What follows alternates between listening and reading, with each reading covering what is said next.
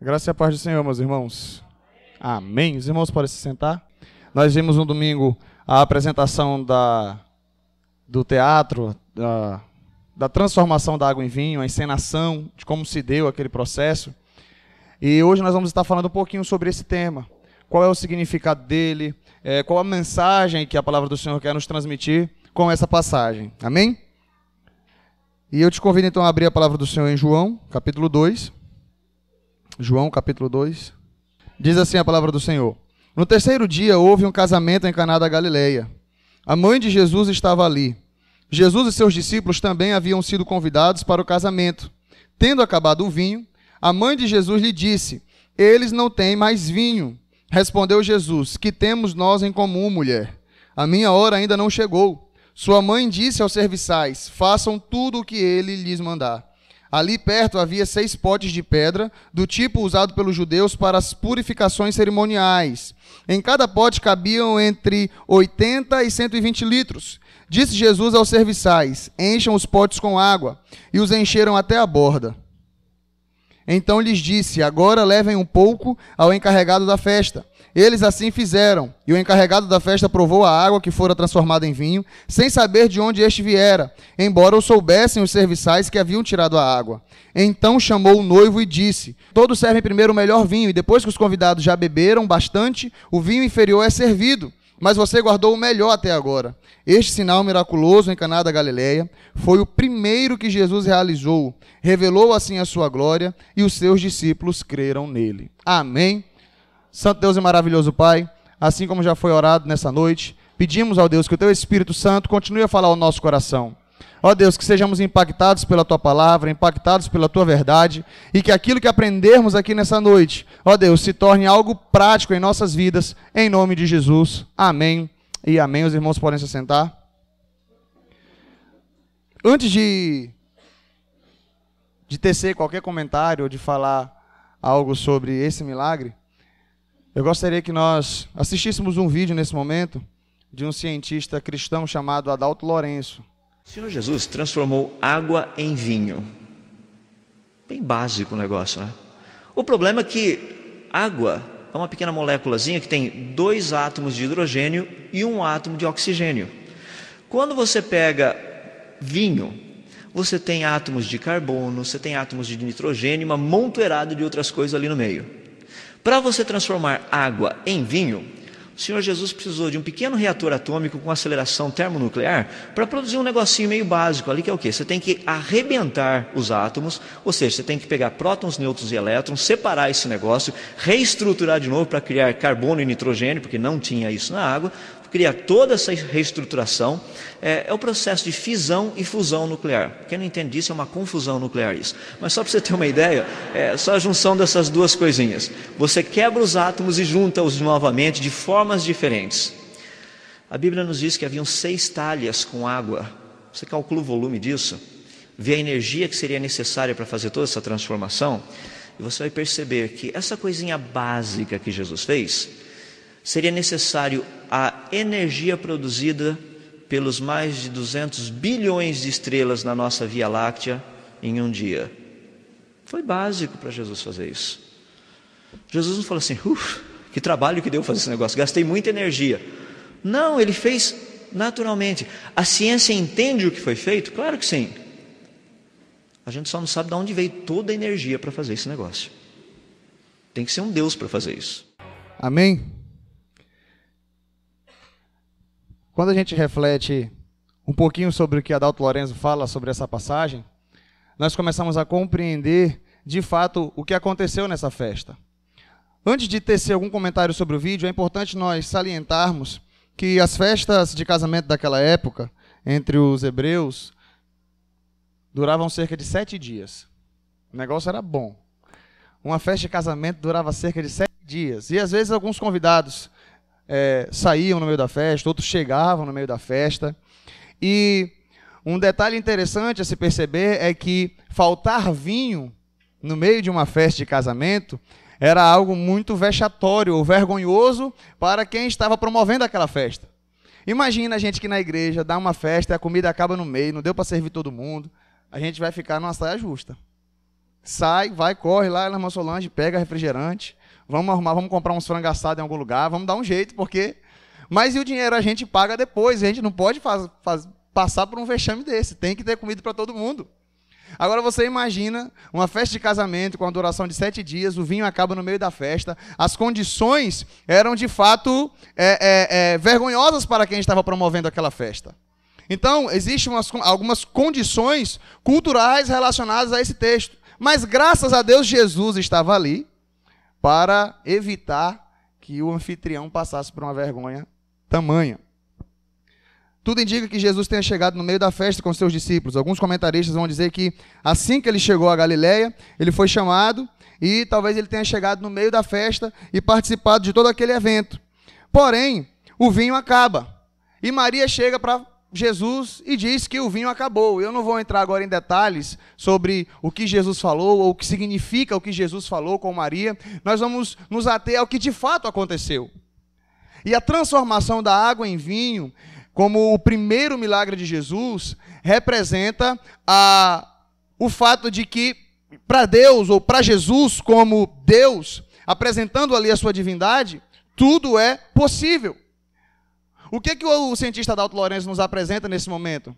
Ele diz que a ciência explica o que aconteceu, explica, só não é capaz de fazer. Não tem como colocar num laboratório essa experiência, não tem como fazer em um laboratório essa experiência. Como ele falou, era preciso a energia produzida por todas as estrelas numa noite para que pudesse captar essa energia para fazer toda essa transformação. Não foi trabalhoso para Jesus fazer isso, foi algo natural. E se você observar no texto, não foi algo que todas as pessoas perceberam. É tanto que o encarregado da festa não percebeu do que estava acontecendo ali. Ele até acha estranho, o melhor vinho está sendo servido no final. Era um sinal para os discípulos. Se nós observarmos lá no final, e os discípulos creram nele, era algo um pouco mais interno. Foi o primeiro milagre que Jesus faz, e esse milagre apresenta toda uma simbologia. É João que está narrando esse texto. Creio que não é à toa que é João que escreve Apocalipse. João, ele gosta de apresentar alguns símbolos, simbolismos. Você vai ver muito isso no Evangelho de João, assim como nós vemos muito lá no livro do Apocalipse. E diante disso, o tema que eu gostaria de trabalhar com os irmãos hoje é exatamente isso. Para Deus, tudo é possível. Diga isso, para Deus, tudo é possível. E a primeira coisa que nós podemos perceber sobre essa verdade no texto, de que para Deus tudo é possível, primeiro, porque só Ele seria capaz de inaugurar uma nova aliança. Só Deus seria capaz de inaugurar uma nova aliança. Capítulo 2, versículo 6 diz: ali perto havia 6 potes de pedra, do tipo usado pelos judeus para as purificações cerimoniais. Em cada pote cabiam entre 80 e 120 litros. Disse Jesus aos serviçais: encham os potes com água. E os encheram até a borda. Então lhes disse: agora levem um pouco ao encarregado da festa. Eles assim fizeram. O que está acontecendo? João apresenta essas talhas e o que significa essas talhas de água que estavam ali presentes. Qual a simbologia dessas talhas? Essas talhas, elas faziam parte do ritual de purificação que havia no judaísmo e que havia também na tradição dos anciãos. Para que servia essa água? Essa água servia para purificação. As pessoas, antes de se alimentar, elas se lavavam. Elas precisavam se lavar. Isso não está necessariamente relacionado a questões higiênicas, mas era um ritual, era um cerimonial que na lei era apresentado, mas na tradição dos anciãos era muito mais rigorosa. E havia certas inserções. Por exemplo, se eles estavam em contato com algum gentil, com algum grego, com algum romano, e se alimentassem sem se lavar, na mente deles, na tradição deles, no ensinamento deles, eles estavam colocando impureza para dentro de si. É tanto que lá no Evangelho de Marcos, capítulo 7, nós vamos ver Jesus ali tendo uma discussão com os mestres da lei, porque eles chegam para os discípulos, ou chegam para Jesus e falam: por que os teus discípulos comem sem lavar as mãos? Eles não respeitam o que diz a tradição dos anciãos. E Jesus fala que contamina o homem não é o que entra, mas é o que sai, porque é do coração que procedem as impurezas, as mazelas, os pecados, os desejos pecaminosos. Jesus estava dizendo que ele estava fazendo apologia à falta de higiene? Claro que não. O que Jesus estava dizendo para eles é que a purificação não se dá da maneira como eles estavam acreditando na tradição dos anciãos, ou imaginando que o que gerava impureza para eles era o contato com os estrangeiros. Mas a lei falava sobre águas de purificação. A tradição dos anciãos, ela se tornou isso um legalismo e um fardo muito mais pesado do que a lei apresentava. Mas certo é que a lei apresentava esse ritual de purificação. Aquelas águas simbolizavam a purificação. Olha, por meio dessas águas acontece limpeza, por meio dessas águas acontece purificação espiritual. E o que Jesus está dizendo? A partir de agora, a purificação, a partir de agora, a limpeza espiritual não vai mais acontecer por meio dessas águas que estão aqui nessas talhas. A purificação vai acontecer por meio do meu sangue. O que estava acontecendo naquele momento, o que Jesus está representando com aquele milagre, simbolizando, é o quê? Agora uma nova aliança está sendo instaurada, e só Deus pode fazer isso. Deus havia dito que a sua lei ou que a sua aliança era uma aliança perpétua. E essa aliança se perpetua em Cristo. É tanto que lá em Romanos, Paulo vai dizer que o fim da lei é Cristo. Tanto a sua finalidade, o seu objetivo, quanto o seu final. A lei encerra-se em Cristo, porque a partir de agora é instaurada uma nova aliança. Jesus falou, eu não vim abolir a lei, eu vim cumprir a lei, eu vim fazer o que vocês não conseguem fazer, eu vim fazer o que vocês não conseguiram fazer, eu vim instaurar uma nova aliança. E só Deus pode fazer isso. Ao transformar a água em vinho, Jesus estava dizendo aos seus discípulos que uma nova era estava sendo iniciada, que Deus estava agora colocando em prática o projeto apresentado na antiga aliança. O sacrifício de animais, eles apontavam para Cristo. O sangue que era derramado, que era colocado nas pontas do altar para a purificação dos pecados, apontavam para Jesus. E nessa festa de casamento, Jesus está apresentando aos seus discípulos, olha, a purificação agora se dará de outra maneira. É através de mim, é através do meu sangue. Uma nova aliança está sendo instaurada, um novo rumo está sendo dado à humanidade, um novo direcionamento está sendo apresentado por Deus. Só Deus pode fazer isso. Lá em Jeremias, no capítulo 31, do verso 31 ao 34, diz: eis que dias vêm, diz o Senhor, em que farei uma aliança nova com a casa de Israel e com a casa de Judá. Não conforme a aliança que fiz com seus pais no dia em que os tomei pela mão para os tirar da terra do Egito. Porque eles invalidaram a minha aliança, apesar de eu os haver desposado, diz o Senhor. Mas esta é a aliança que farei com a casa de Israel depois daqueles dias, diz o Senhor. Porei a minha lei no seu interior e a escreverei no seu coração. E eu serei o seu Deus e eles serão o meu povo. E não ensinará mais cada um a seu próximo, nem cada um a seu irmão, dizendo, conhecei ao Senhor, porque todos me conhecerão, desde o menor até o maior deles, diz o Senhor. Porque lhes perdoarei a sua maldade e nunca mais me lembrarei dos seus pecados. Jesus apresenta a sua divindade, ele apresenta o seu poder, ele está dizendo agora que com esse sinal, com esse milagre, uma nova aliança está sendo instaurada. E aquilo que havia sido prometido nas Sagradas Escrituras, na antiga aliança, como presente aqui em Jeremias, ele está dizendo, está se cumprindo através de mim. A purificação acontecerá por meio de mim, a purificação acontecerá por meio do meu sangue. O que Jesus está dizendo hoje para você é, eu posso inaugurar uma nova fase na tua vida. Para Deus tudo é possível. Ele transforma a água em vinho, algo que ninguém poderia fazer. A ciência pode explicar, mas não pode reproduzir em laboratório esse feito. Só Deus poderia fazer isso. E só Deus poderia inaugurar uma nova aliança. Só Deus poderia dizer, ei, um novo tempo é chegado. Como os fariseus não acreditaram na divindade de Jesus, ele foi crucificado. Dito que ele estava blasfemando, disseram que ele estava fazendo pouco caso da lei de Deus, da lei de Moisés. É como se ele estivesse pisando na lei. Jesus está dizendo, eu vim cumprir a lei e eu vim instaurar um novo tempo. Talvez tem coisas acontecendo na tua vida que o Senhor está te dizendo, ei, chegou agora a hora de mudar e é só eu que posso fazer isso. Irmãos, o novo nascimento, a salvação, não depende de quem quer e nem de quem corre, mas do Espírito Santo de Deus atuando na sua vida, atuando na minha vida.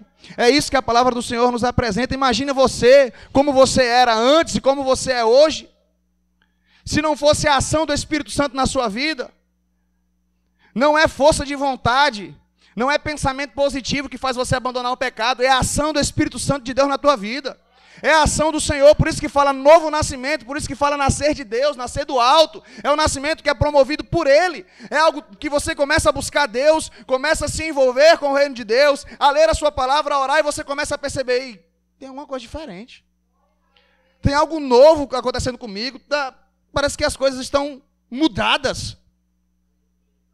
E não é esforço de pensamento positivo, eu não posso, eu não vou. Você sabe que você tem que lutar contra o pecado. Mas se fosse só você, sem a ação do Espírito Santo, você nunca ia conseguir. Mas como Deus atua, é algo que ninguém pode fazer a não ser Deus. É só Ele que pode inaugurar um novo tempo na vida do ser humano. É só Ele que pode fazer algo novo, como te transformar, como transformar a sua natureza, de filho da ira, de filho do pecado, de filho do diabo, como diz João, para filho de Deus. Lavado, redimido, transformado, restaurado, mostrando que não são rituais que vão trazer a salvação, mas sim a fé no seu Filho, sim a fé em Cristo Jesus. O que Jesus está dizendo com esse milagre é: só eu posso instaurar um novo tempo, só eu posso instaurar uma nova aliança, só eu posso trazer um novo tempo para Israel e para a humanidade, e Ele diz isso para você. Talvez você tenha vivido um momento de impossibilidade, causas impossíveis, e o Senhor está dizendo: é hora de confiar em mim, não confiar em águas de purificação, em talhas de pedra, mas confiar no vinho novo que eu tenho para te apresentar, mas confiar naquilo que só eu posso fazer. Só Deus poderia inaugurar uma nova aliança, só Deus poderia inaugurar um novo tempo, só Ele poderia colocar em prática aquilo que na antiga aliança já estava prometido. E para Deus tudo é possível. Segundo, porque só Ele é capaz de salvar a humanidade. Só Ele é capaz de salvar a humanidade. João 2, versículo 9 e versículo 10. O encarregado da festa provou a água que fora transformada em vinho, sem saber de onde este viera, embora o soubessem os serviçais que haviam tirado a água. Então chamou o noivo e disse-lhe: todos servem primeiro o melhor vinho, e depois que os convidados já beberam bastante, o vinho inferior é servido. Mas você guardou o melhor até agora. Este sinal miraculoso, em Caná da Galileia, foi o primeiro que Jesus realizou. Revelou assim a sua glória, e os seus discípulos creram nele. Essa nova aliança, irmãos, apresenta o fato de que o perdão para a salvação não depende, como acreditavam os judeus, dos méritos humanos. O perdão para a salvação não depende, como eles acreditavam, do seu cumprimento rigoroso da lei ou da tradição dos anciãos. Mas a salvação acontece pela fé em Cristo Jesus. Os seus discípulos creram nele ao observarem aquele sinal que só Deus poderia fazer.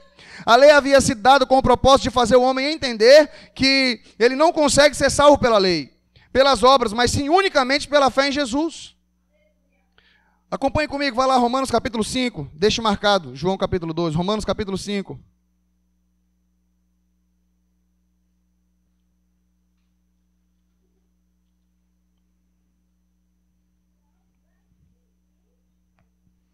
Versículo 20, Romanos 5, 20, amém? Achou? Diz amém. A lei foi introduzida para que a transgressão fosse ressaltada, mas onde abundou o pecado, superabundou a graça. A lei foi introduzida, ou a lei foi apresentada para que a transgressão fosse ressaltada. Que transgressão? A transgressão de Adão. Se você for ler o capítulo 5, a partir do versículo 12, necessariamente, você vai ver a comparação que é feita entre Adão e Cristo. Ah, mas Adão trouxe morte e condenação por meio do pecado, mas por um só ato de justiça, através de Jesus Cristo, pela sua morte também, houve salvação para toda a humanidade. E aí entra então no capítulo 20, o propósito da lei, o real propósito da lei, o real propósito da antiga aliança, o real propósito da lei apresentada no Sinai, lá nos 5 primeiros livros da Bíblia. Qual é?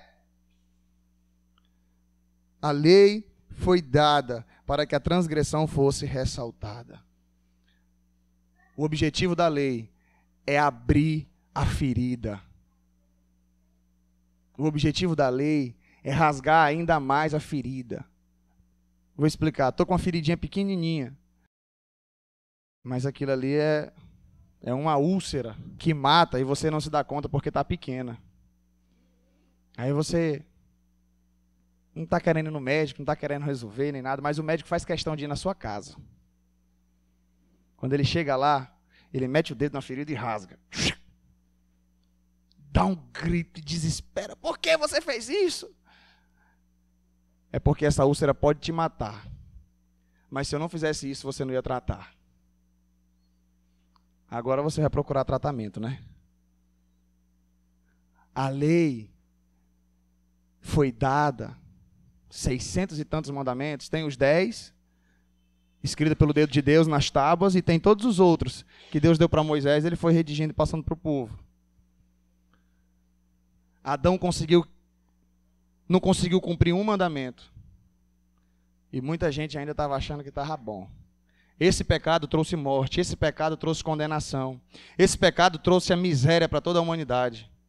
E Deus falou, para vocês não acharem que é pouco, para vocês perceberem que vocês não conseguem cumprir um mandamento, mas para que vocês compreendam que vocês precisam de um Salvador, para que vocês compreendam que vocês precisam de um socorro, eu vou trazer muitos e muitos mandamentos. Aí ele trouxe a lei. Esse é o objetivo final da lei. É claro que ela tinha outros propósitos didáticos para o momento. Mas o objetivo final da lei era ressaltar o pecado. A lei foi introduzida para que a transgressão fosse ressaltada, para que a transgressão fosse aumentada, para que aquela feridinha que já trouxe morte, que você achava que dava para ficar curando ela com metiolate,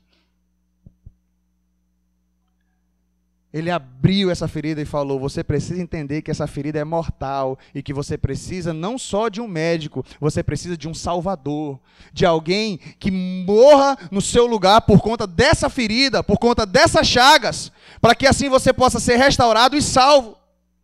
Quando ele fala onde abundou o pecado, superabundou a graça, o que ele está dizendo é, ainda que o pecado seja enorme, ainda que o pecado venha trazer morte, a graça de Deus supre. E é isso que Jesus está nos apresentando, é isso que Jesus está dizendo. Para mim tudo é possível, porque só eu posso salvar vocês. Nós precisamos ter uma concepção, um entendimento de que a salvação não é alcançada pelos nossos méritos. A salvação não é alcançada pelo esforço humano. Para Deus tudo é possível. E qual é o ápice dessa declaração? Ressuscitar um morto? Não. Para Deus tudo é possível. Qual seria o evento que representa essa frase? Alguém que não tem perna fazer uma perna brotar diante de uma câmera, assim, aquela perna brotando. É Deus, para Deus tudo é possível. Não é o ápice dessa declaração. Para Deus tudo é possível. Alguém não tem cabeça, gera-se uma cabeça naquele pescoço e, nossa, é Deus que faz isso. Isso é o ápice dessa declaração de que para Deus tudo é possível. Não. O ápice dessa declaração é Deus pode salvar o ser humano, tirá-lo da condenação merecida do inferno e levá-lo ao céu, para que ele habite ao lado do Senhor Jesus por toda a eternidade. O ápice da declaração de que para Deus tudo é possível é o ser humano pode ser salvo pela graça de Deus, apesar dele merecer a condenação e dele merecer o inferno, por meio da graça de Deus, ele é alcançado, ele é restaurado, ele é regenerado, ele é salvo. Para Deus tudo é possível. Se você observar o que Jesus fala com os discípulos, lá em Mateus, no capítulo 19, quando aquele jovem rico chega para ele dizendo, bom mestre, o que devo fazer para ser salvo? Aí Jesus fala, parafraseando, se depende de você a salvação, o que você deve fazer? Não, primeiro Jesus fala assim, por que me chamas bom? Só há um que é bom, é o Pai que está no céu. Jesus é bom? É. Só que Jesus está falando como homem, e ele está metendo uma flecha na ferida do coração daquele jovem. Porque ele se achava bom. Aí Jesus já quebra logo ele pelas pernas. Por que tu me chamas bom? Só existe um que é bom, e é o Pai que está no céu. Aí Jesus já está dizendo para ele, você não é bom como você acha que você é, não. Mas ele pergunta, o que eu devo fazer para herdar a salvação? O que você deve fazer? Cumpre os mandamentos. Ah, mas eu faço desde a minha mocidade. Cita lá alguns mandamentos. E Jesus fala, ótimo, quer ser perfeito? Vende tudo que tem, dá aos pobres e me segue. Aquele jovem baixa a cabeça. Eu acho que ele saiu pensando, de fato, bom é só Deus mesmo. E aí Jesus fala, tão difícil é entrar um rico no reino dos céus. É mais fácil que passe o camelo pelo fundo de uma agulha do que um rico entrar no reino dos céus. O que Jesus está dizendo? É dessa pessoa que ama as riquezas. É dessa pessoa que junta os tesouros e coloca nela o seu coração. Acho que os discípulos impactados com aquela declaração sobre salvação, sobre reino dos céus, sobre de que o rico não alcançará a eternidade, eu imagino que os discípulos talvez não tivessem tantas posses, mas eles pensassem, um dia eu quero chegar lá. E eles fazem uma pergunta crucial no versículo 25. Seus discípulos, ouvindo isso, admiraram-se muito, dizendo, quem poderá salvar-se então? Jesus responde.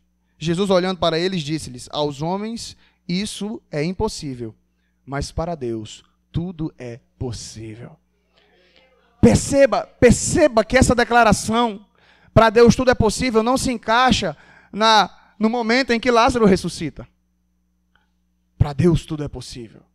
Essa declaração não se encaixa, Jesus não cita ela no momento da ressurreição da filha de Jairo. Jesus não cita essa frase na ressurreição do filho da viúva de Naim. Jesus cita essa frase quando os discípulos estão falando sobre salvação. Quem poderá se salvar? Jesus fala, para isso é impossível para o homem, mas para Deus tudo é possível. O que Jesus está dizendo é, vocês fizeram uma pergunta verdadeira, ninguém poderá se salvar. Isso é impossível para vocês. Não depende de vocês. Vocês não vão ter méritos suficientes para merecerem ou para alcançarem a salvação.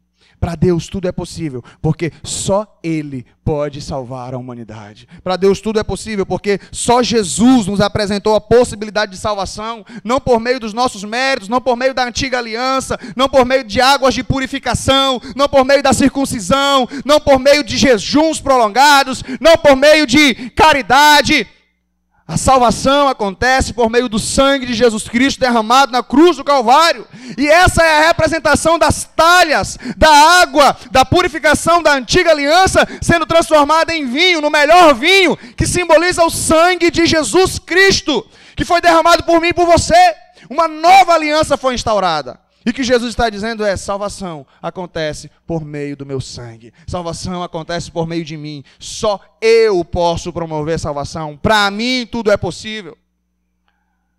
É tão impossível você ser salvo pelas suas obras, como é impossível para os cientistas transformarem água em vinho em um laboratório. No dia que alguém conseguir transformar água em vinho pelos meios naturais, vai ser o dia que você vai conseguir ser salvo pelas suas obras. Nunca. Para Deus, tudo é possível. Nós precisamos, irmãos, nos curvar diante dessa verdade, reconhecer a nossa miséria, reconhecer a nossa pequenez, levantar as nossas mãos e falar, Senhor, obrigado. Senhor, obrigado. Senhor, obrigado. Senhor, obrigado.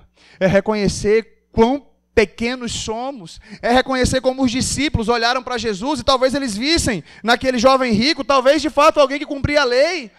Alguém que desde a sua mocidade guardava os mandamentos. Talvez aquele jovem rico, alguém que tinha boa reputação diante das pessoas. E Jesus está dizendo que aquele jovem rico, como representação de alguém que ama as riquezas, não entraria no reino dos céus.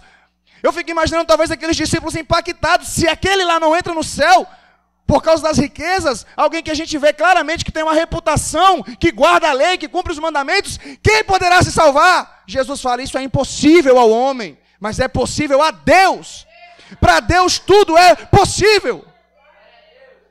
Nós precisamos reconhecer, irmãos, a nossa pequenez. Eu não sou salvo. Pastor Natan, não sou salvo. Obrigado. Eu não sou salvo porque eu nasci no Evangelho e nunca me desviei. Eu não sou salvo porque casei com a minha esposa, tudo certinho, do jeito como a Bíblia manda, no figurino, glória a Deus. Busco honrar meu pai, honrar minha mãe. Eu não sou salvo por causa dessas coisas. Sabe por quê? Porque o que me condena são os maus pensamentos, muitas vezes. Porque o que me condena é quando eu nutro ódio ou raiva de alguém. Porque o que me condena é quando eu nego perdão. Porque o que me condena é a semente do pecado. Desde pequenininho, que pecados que eu nem lembro, mas que eu cometi. Que a palavra do Senhor diz que o salário do pecado é a morte, não é pedido de perdão. O que paga o seu pecado, me arrependi e paguei o meu pecado. Não, Nanina, não. O que apaga o seu pecado é sangue derramado, é morte.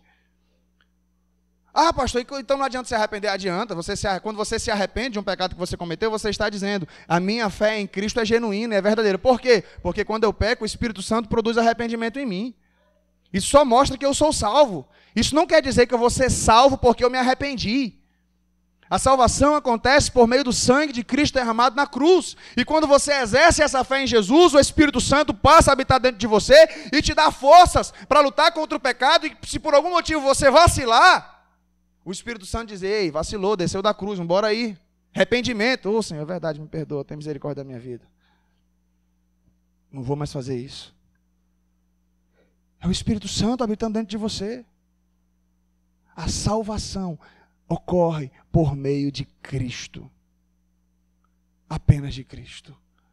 Efésios 2:8. Pela graça sois salvos por meio da fé. Repita isso comigo. Pela graça, repita. Sois salvos por meio da fé. Isso não vem de vós. É dom de Deus. Não vem das obras, para que ninguém se glorie. Oh, coisa maravilhosa. O que ele está dizendo? Que a salvação não vem das obras, para que ninguém se glorie. Aí você chega no céu e Deus pergunta para você, oi fulano, se isso fosse acontecer, né? Por que você foi salvo mesmo? Só para tirar a prova aqui se você entendeu o evangelho. Por que você foi salvo? Ah, porque eu jejuei muito, né? O senhor sabe, né? Tinha gente lá na igreja que não jejuava igual eu, né? Então, jejuei muito, sempre me arrependi dos pecados que eu cometia. O que mais? O que mais? Eu ajudava na cesta básica da igreja. Estava fraquinho, que só o mês de março de 2019 lá, mas eu ajudei. Levei lá um itemzinho, né? Então, estou aqui, né? Dizimava. Não era muito certo, não, mas de vez em quando, né, a gente tem que tirar um tempinho para Deus, né? Todo mês eu lia minha Bíblia, fazia minha oração. Então, você foi salvo por isso, Joãozinho. Você foi salvo por isso, não é o João não, viu? É o Joãozinho das histórias em quadrinho. Nem o Joãozinho aqui também não. Você foi salvo por isso. Frederiquinho, não tem nenhum Frederico aqui, né? Então tá bom. Aí ele poderia falar, bom, então você está apresentando os seus atos de bondade para justificar a sua salvação. Senhor, está errado? Então eu vou te apresentar, já que é assim, eu poderia te apresentar os teus atos de maldade para justificarem a sua condenação. Ah, Senhor, mas então bote aí para eu ver. O Senhor pode ver que na balança eu tenho 80% de coisa boa e só 20% de coisa ruim.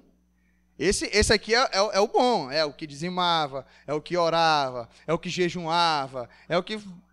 Era aquele irmão que você olhava a reputação dele perfeita. 80% de coisa boa, 20% de coisa ruim. Mas só que ele está acreditando que a salvação dele depende dos 80%. Aí Deus fala, Adão, a escala de Adão era melhor que a sua. A escala de Adão era 99% para 1%. Porque tudo que eu falei para Adão fazer, ele fez. Mas quando ele pecou, eu expulsei ele do jardim. Porque para mim, não adianta ser 99,9% santo. Tem que ser 100%. Porque se você quer se considerar bom, tem que ser bom como eu. Você é bom como eu, Frederiquinho? Eu não sou não, Senhor. Então você merece condenação. Se for, eu estou aqui hipoteticamente falando. É claro que esse discurso nunca vai acontecer. Sabe por que não vai acontecer? Porque os salvos, verdadeiramente salvos por Deus, reconhecem que são pecadores e que a única coisa que nos torna aptos a estar diante de Deus é o sangue puro de Jesus, que é 100% santo. Deus olha para mim e para você e vê Joãozinho, 100% santo. João, 100% santo. O Frederico, que a gente falou hipoteticamente, 100% santo. Por quê? Porque ele não está vendo o Frederico ou o João, ele está vendo o sangue de Jesus que o purifica, que o lava de todo pecado, e é 100% santo. Por isso que só por Deus nós podemos alcançar a salvação. Por isso que a salvação é pela graça, para que ninguém se glorie, para que ninguém chegue no céu contando vantagem. Por isso que a lei foi introduzida aqui em Romanos capítulo 5, versículo 20, apresentando. A lei foi apresentada para que nós nos curvássemos diante de Deus e pedíssemos clemência. Senhor, tem misericórdia de mim. Ele poder estender a sua mão através de Jesus Cristo e falar: vinde benditos de meu Pai, para o reino preparado para vós. Por graça, por amor, por misericórdia. Nós somos os maltrapilhos que andávamos pelos becos e valadas. E ele deu um banquete e falou: venham, aceitem o convite e venham. Porque os granfinos não aceitaram. Porque eles estavam muito ocupados com a sua reputação. Porque eles estavam muito ocupados com os seus afazeres. O que Jesus está nos dizendo, claro que essa ilustração da parábola que Jesus fala, ele está falando de gentio e de judeu, de que muitos judeus não estavam entrando nas bodas do Cordeiro, estavam rejeitando, porque eles estavam confiando nos seus próprios méritos, enquanto os gentios, que reconheciam as suas falhas, os seus pecados, estavam aceitando o convite de Jesus. O que Jesus está dizendo é: para mim tudo é possível. E é preciso que haja uma compreensão de que a salvação, de que a nova aliança que está sendo instaurada, precisa ser reconhecida pelos filhos de Deus. A palavra do Senhor diz: os seus discípulos creram nele. Os seus discípulos creram nele. Para Deus, tudo é possível. Eu quero finalizar com uma frase do livro Todos a Bordo, que nós estamos acompanhando. Na página 28, ele diz o seguinte: a fabulosa arte de ter esperança contra toda desesperança é possível quando se aprende a colocar a fé em Jesus acima do raciocínio, o invisível acima do visível e os possíveis de Deus acima de nossas impossibilidades. Irmãos, para Deus tudo é possível. Se Ele pode salvar você, se Ele pode salvar a mim, se Ele pode salvar a humanidade, Ele pode fazer qualquer coisa. Para Deus tudo é possível. A palavra do Senhor diz: agindo eu, quem impedirá? Se Deus foi capaz de nos arrancar do inferno e nos transportar para o reino do seu Filho amado, Ele é capaz de fazer qualquer coisa. Basta que nós confiemos em Deus. Confie a sua vida ao Senhor. Confie os seus projetos ao Senhor. Confie os seus sonhos ao Senhor. É claro que essa história está muito além da festa de casamento em si. É claro que o que Jesus queria representar com essa simbologia está muito além do que se preocupar necessariamente com um vexame que o anfitrião da festa de casamento iria passar, com o vinho acabando no meio da festa. Mas o que é mais lindo de tudo é que, apesar de Jesus ter um propósito muito maior para simbolizar com esse milagre, ele livrou aquele anfitrião de um vexame terrível naquele momento. O que eu quero te dizer é que Deus tem projetos tão grandes que talvez você não vai compreender no primeiro momento, quando Ele te livrar de uma situação ou quando Ele permitir que você passe por uma situação. Mas lá na frente você irá compreender o tamanho da grandeza e do poder de Deus, quando você observar e pensar: eu pensei que era algo tão pequeno, e hoje eu consigo dimensionar a grandeza do que Deus fez. Talvez você esteja refletindo um pouquinho hoje sobre o que Ele fez contigo, com a sua salvação. Às vezes a gente fala assim: a salvação é um milagre, né? É o maior milagre. Eu sempre falei isso porque me disseram que tinha que falar isso. A salvação é o maior milagre. Mas se tiver um culto acontecendo, onde tem morto ressuscitando, em outro lugar onde tem salvação acontecendo, você fala: a salvação acontece direto, né? É um milagre comum, né? Vamos observar onde tem morto ressuscitando. Na prática, eu começo a ver o que na realidade é mais impressionante para mim. Apesar do meu discurso ser que a salvação é o maior milagre, o que mais me chama a atenção são eventos como esse que a gente não vê costumeiramente, né? Poxa, né? Um morto ressuscitando, o aleijado andando. Por não ser comum, a gente busca, vamos ver lá os milagres de Deus. Mas eu quero lhe dizer uma coisa, como a palavra do Senhor nos apresenta. Esses milagres são sinais que apresentam o poder de Deus. Mas o maior milagre é representado na sua vida. Talvez você pode dizer, eu nunca vivenciei um milagre tão estupendo. Nunca vi um milagre tão grande. Eu pergunto, você foi regenerado? E você consegue identificar o Espírito Santo morando dentro de você? Então você é fruto do maior milagre que a palavra do Senhor nos apresenta. Para Deus tudo é possível porque Ele te salvou. Para Deus tudo é possível porque Ele te transformou. Eu fico observando o testemunho de alguns irmãos dizendo assim, pastor, fulano de tal era meu amigo antes de Jesus, o negócio era complicado. Agora é uma outra pessoa. Como dizem que ninguém muda ninguém, não existe casamento que faça a pessoa mudar. Não existe amizade que faça a pessoa mudar. Agora, o Espírito Santo de Deus muda. O Espírito Santo de Deus transforma as pessoas. O Espírito Santo de Deus muda, transforma a pessoa assim. Aí eu vou utilizar o jargão que a gente usa, né? Foi transformado como água em vinho. Só para a gente ver a analogia que a gente usa. O negócio foi tão extraordinário como o milagre da transformação da água em vinho. Assim acontece a obra da salvação na vida do ser humano. Que o Espírito Santo de Deus fale profundamente ao seu coração, continue a falar através dessa ministração e que você compreenda que a salvação que aconteceu na tua vida significa que você é fruto do milagre mais estupendo que pode existir. O ápice da declaração para Deus tudo é possível aconteceu na sua vida, quando você sentiu o Espírito Santo habitando dentro de você e promovendo a salvação que ocorreu no seu interior. Amém? Vamos ficar em pé?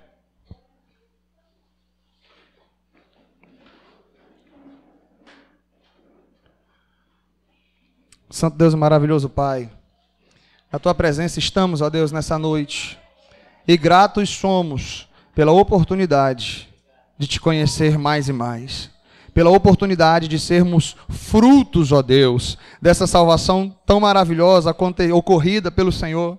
Ó Deus, ao enviar o Teu Filho Jesus, ao se entregar naquela cruz por nós, ao representar, ó Deus, no seu primeiro milagre ali naquela festa de casamento em Caná da Galileia, simbolizando já o início do seu ministério, representando que a purificação não se dá mais por meio de rituais ou por meio da antiga aliança, por meio do ritual de purificação, mas a purificação, a salvação acontece por meio do sangue de Jesus Cristo que foi derramado na cruz do Calvário. Pai, que através desse sinal que podemos observar que para Deus tudo é possível, possamos compreender que somos frutos desse milagre, possamos compreender, ó Pai, que nós somos testemunhas vivas de que para Deus tudo é possível, que nós podemos declarar para as pessoas e dizer, para Deus tudo é possível, para o meu Deus tudo é possível, porque Ele me salvou, porque Ele me restaurou, porque Ele me comprou com o sangue do seu Filho. Ó Pai, que sejamos guiados, guardados e conduzidos pela Tua proteção, pela Tua presença, pelo Teu Espírito Santo, em nome de Jesus. Amém.